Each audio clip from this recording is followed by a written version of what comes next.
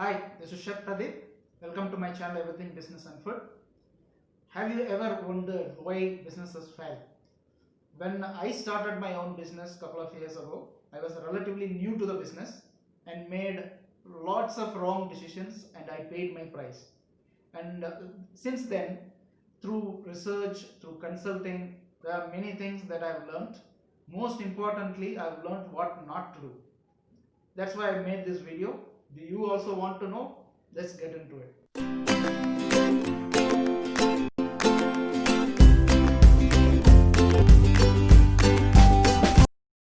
Though there are many mistakes food entrepreneurs tend to make, the list can get really long, but I would like to point out 6 most common mistakes in this video. What not to do if you are a business owner. Point 1. Not taking care of your staff. I'll start with an example. When the pandemic hit us, all the businesses were closed and all business owners were looking at a huge loss because of the lockdown. Everything was closed. Though the plight of the business owners can be ignored, many were abandoning their staff, not returning their calls, not even answering their messages. Even I went through the same ordeal. Now, this kind of approach will not help you if you are looking at restarting your business once things get better. Now, this kind of approach towards your staff will make them lose their trust in you and eventually it will reflect in their work. The reason you offer your customers the service you offer is because of the hard work put in by your staff apart from your investment. You cannot run a business without your staff. Your business is only as good as your staff. So, what should I do? You may ask. Well, the word is empathy.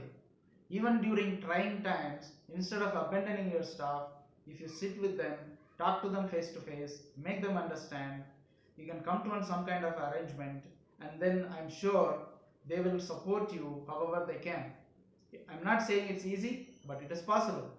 If you are restarting the business once things get better, the trust you build in them during the trying time will give them confidence to stick around with you and give their best. It is when they trust you, that's when they give you the best. Point 2. Getting complacent. What is getting complacent? When your business is doing well, start taking things for granted and lose focus on future challenges. By the time you realize that you have not adapted to the changing times, your business will be facing near death.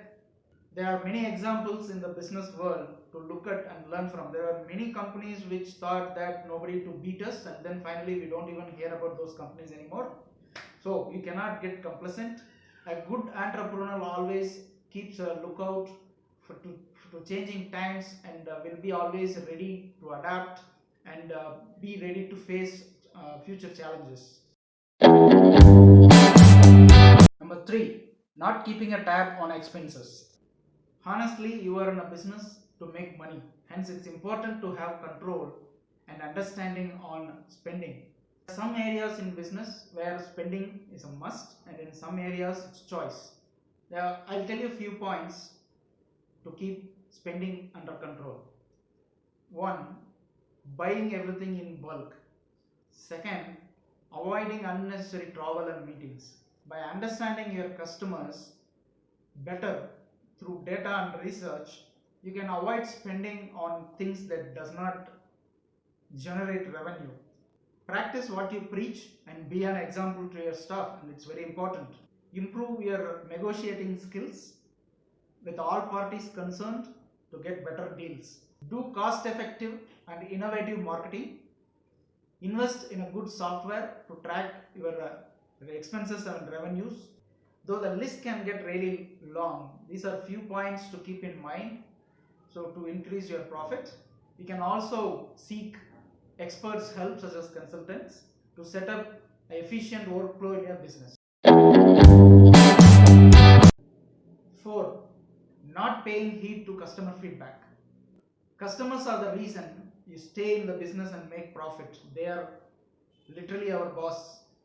Many times I have personally been a victim of bad customer service, and most of the time I have never returned to those places again, and I'm sure some of you would have experienced the same and felt the same.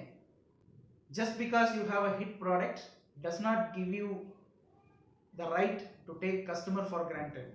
Problem with bad customer service and ignoring their feedback is those customers will not tell about your business to other people, and if they do talk about your business, they'll give negative feedback that will impact your business eventually. It is absolutely fine if you want to run a mediocre business for the rest of your life, but if you want to build an empire, if you want to build a business legacy, pay heed to customers' feedback and adapt accordingly. Number 5, not complying with government norms. There are a couple of licenses you need to obtain and implement mandatory SOPs in your business as per the rules and regulations laid out by the government agencies. They are in place for the reason, and I suggest you better get them and implement the standards. It's better to comply with all the regulations when setting up a business in the initial stage itself, rather than a government inspector visits your premises, finds out that the so and so license are not obtained, and then penalizes you with heavy fine, and then you will be running from one agency to another and try to solve, pay fine. All that will distract you from your present business. You don't need it. Number 6, not saving money for rainy days. Common advice every business owner receives, even I received, is to invest your profit back into the business. While it is not wrong, it's my suggestion that at least 10% of your profit invest in other elements apart from your business. Why I say this is because when a difficult time comes, such as COVID-19, which is happening now, if you have invested elsewhere, if you have a backup, it will help you weather off unforeseen situations such as COVID-19 right now. If not, during challenging times, your business will not have sufficient funds to survive and restart. One can make mistakes and learn from them, or you can learn from people who made mistakes. Now, this is why reading business related books and having a mentor helps. Though we have discussed 6 points in what not to do if you are a restaurant owner, like I said earlier, the list can get really long. And if you want me to discuss more points in this subject, please do comment in the comment section, and I will be happy to give you more points and more inputs on the same subject. And if you want to add some more points, please do add in the comment section. And I would like to thank you for watching this video patiently, and I hope this is helpful. And please do subscribe to get notified on fresh videos every Tuesday and Saturday.